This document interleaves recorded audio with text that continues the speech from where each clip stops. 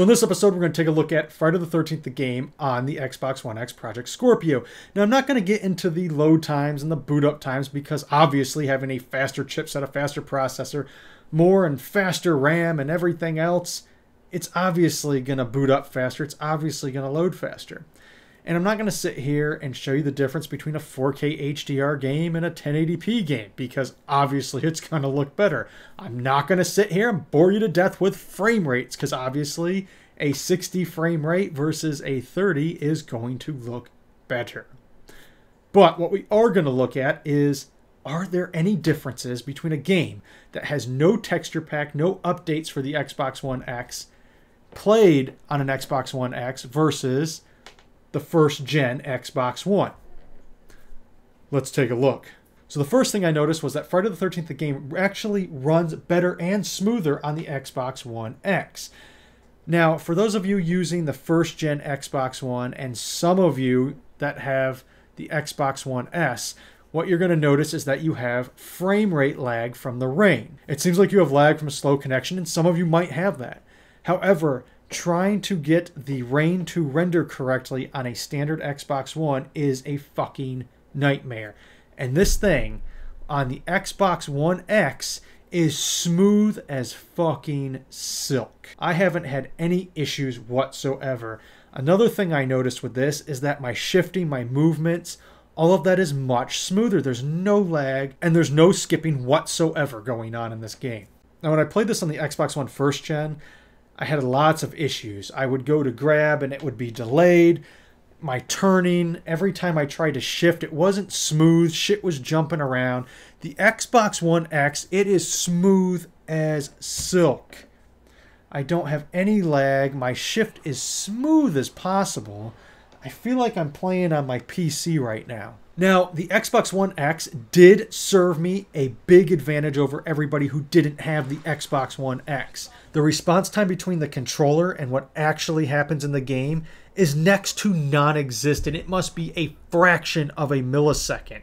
As you can see here, I felt like the Flash. I was dodging the hits and I wasn't even trying. And on top of it, I'm using a wireless controller and there is no delay whatsoever in this. The speed that I'm getting from the Xbox One X to the gameplay is just phenomenal. I mean, I was playing with the first gen Xbox One and I'd push it to dodge and it would sit there for about 1.2 seconds, 1.5 seconds, and then it would move.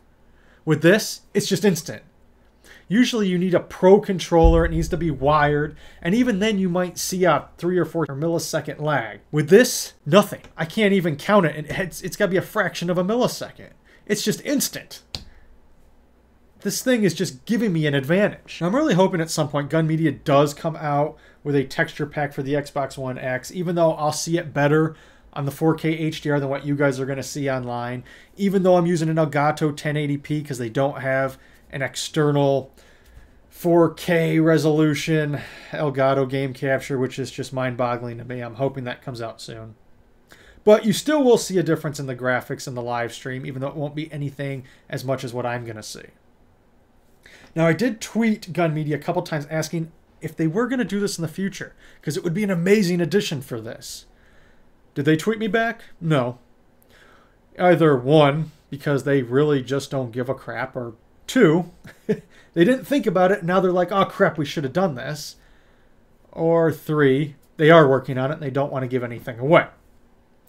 Now, all they really have to do is basically take what's on the PC, Steam, and take that texture pack and redo it for the Xbox One X. I mean, it doesn't have to be anything crazy. It could be something as simple as that, even though when I say simple, keep in mind that's like a 3-4 month process. It's not as easy as just taking it and throwing it on here, even though they're both Microsoft.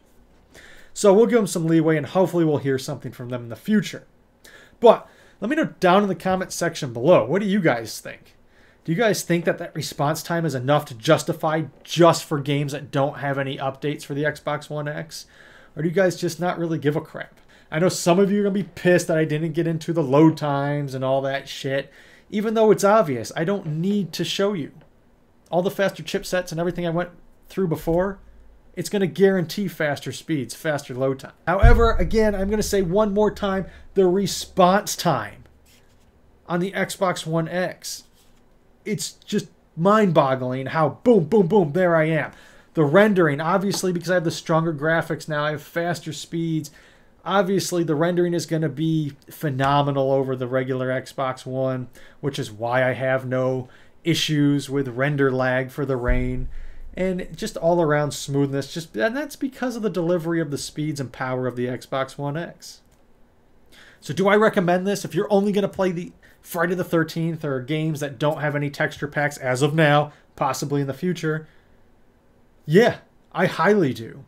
Especially if you don't even have a 4K HDR TV, I still highly recommend it. Because if you're a hardcore gamer and you want to kick ass, having that 0 response time, that's what everybody wants. Because the less response time you have, the more you're going to kick everybody else's ass. But, again, if you haven't, hit that subscribe button and don't forget to hit that notification bell, because if you don't, you'll be notified of kick-ass videos such as this. Don't forget that forum is up for the sponsors and moderators. If you aren't a part of that yet, go ahead over to sleevebiker.com, register, then contact me through Xbox at sleevebiker or at sleevebikerx@gmail.com, and I will get you switched over into the sponsor/moderator section so you can join in the conversations, RSVP, and get those slots before anybody else takes them for the live streams.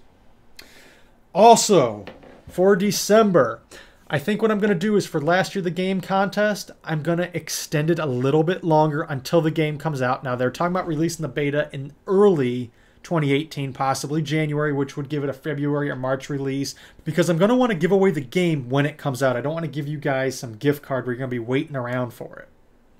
However, what I'm going to do for the holidays is I'm going to be giving away 4, yeah, that's what I said, 4 gift cards for Xbox. So don't forget, you can enter this new contest down in the description below. Right below that, we're also going to have the link to the last year game contest.